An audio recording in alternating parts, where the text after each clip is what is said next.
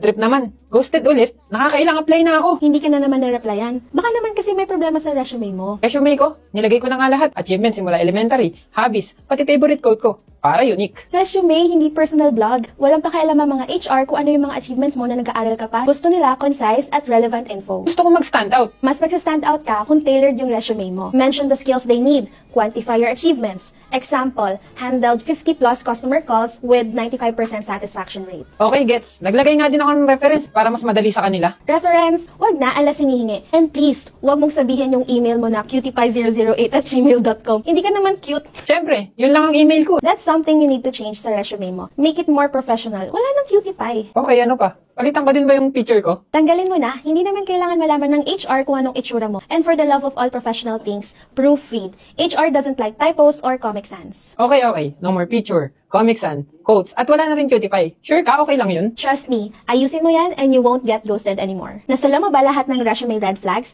Fix them before it's too late. Here's a sample format that may help you.